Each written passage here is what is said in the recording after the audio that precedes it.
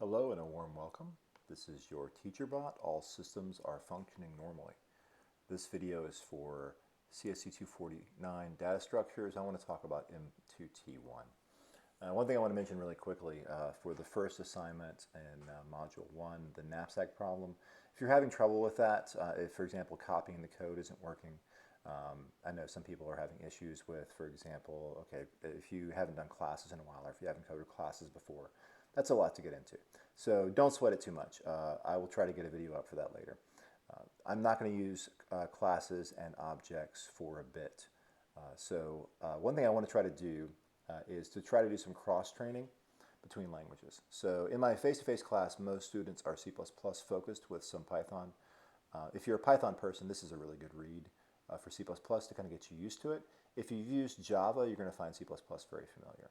The basic trade-off is we have curly braces in C++ and Python. We have tabs, C++ and Java, sorry, curly braces to denote blocks. I'll show you what I mean in a moment. And we have tabs to say denote something that's a block, like an if statement or a function. So if you don't have any C++ programming background, this is hopefully going to ease you into it. We're going to talk about some of these things. So we didn't do loops in this one, so don't worry about that, or functions yet. We'll get there. I will say function and method kind of interchangeably. What we want to look at is a problem we're solving. Now, this is a business requirement right here.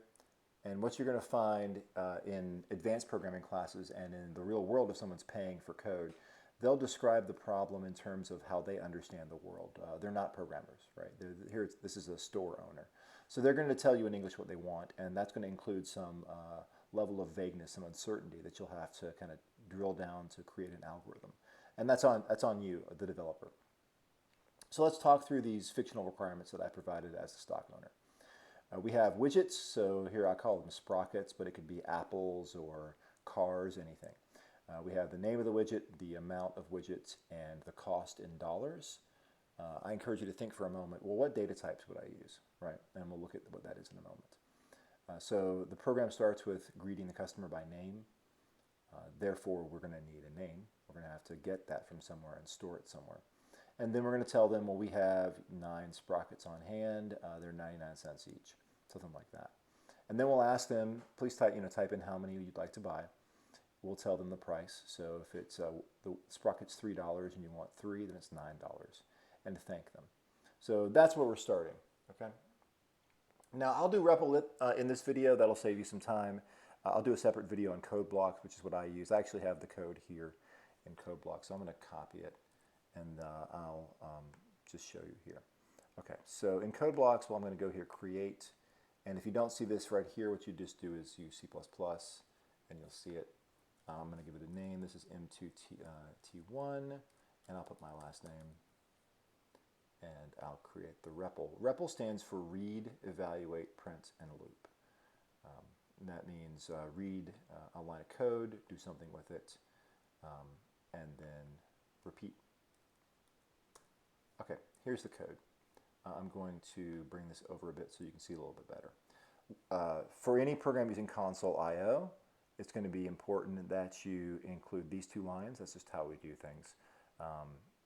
And it'll be in every one. So we always use namespace standard for convenience. This saves us typing the word std : a lot. I then create a block comment using /* and //, and I copy and paste the requirements. I do that because every time I Alt-Tab, I'm burning time and attention away from what I was doing. So I just want to be able to scroll up to the same tab, the same window, and reread these instructions. And you could almost consider these would be good comments to put into your code. So you have to turn each of these heuristics, these rules of thumb, these vague English requirements into an algorithm, which is just a series of steps that will carry it out. So far, so good. In C++, I typically say within main, you're going to create your variables. You will declare your variables. And as you see here, we had to decide these things. So I decided that name is a string. Double is a price. I put a comment here. It's dollars, not euros.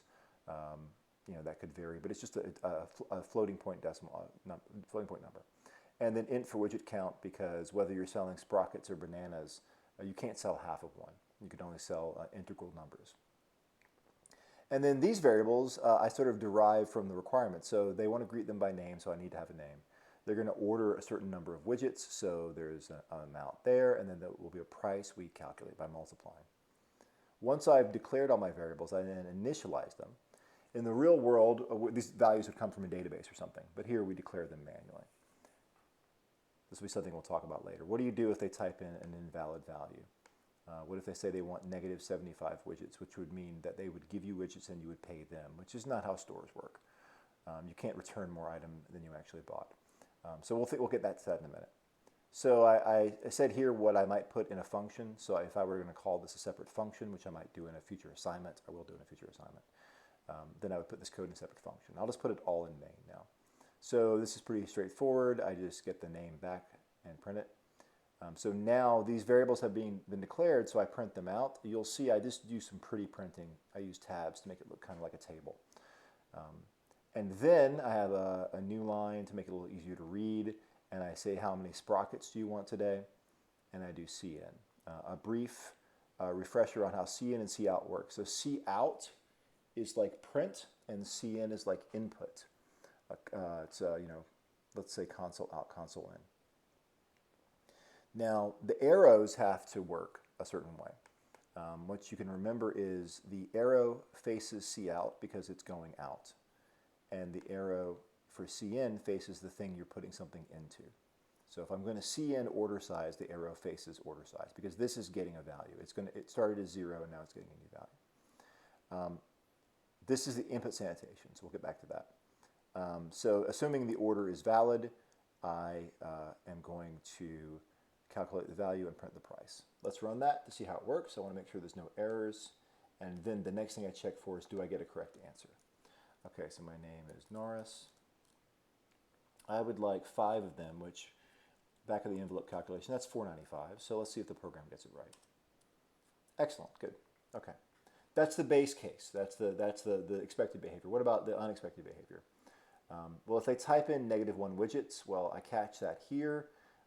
0 or fewer widgets is going to be of no price, so there's no point in printing a price. There was no transaction. Now let me show you a specifically special case. I'm going to type in here, so my name is Mr. Norris.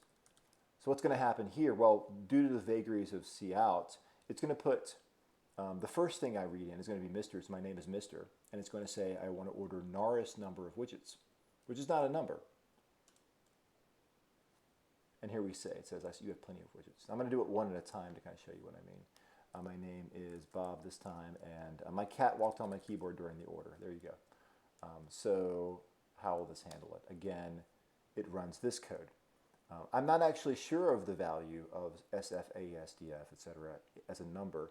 It's not a valid number, though. It is either 0 or some large negative number. Depends on the compiler. So that's why I handle it this way. So this is what I meant by input sanitation. You know, if you didn't do input sanitation, you could just have this code with no if-else, but it would do weird things if you were to type in a non-numeric input. So that's a functional program.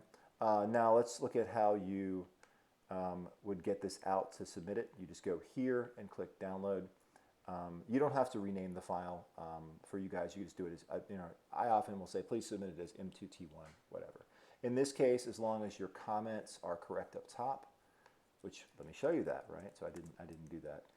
csc249, Norris, sorry, m2t1, your name, and the date you're submitting it. So I'm doing this on the 26th, right? Okay.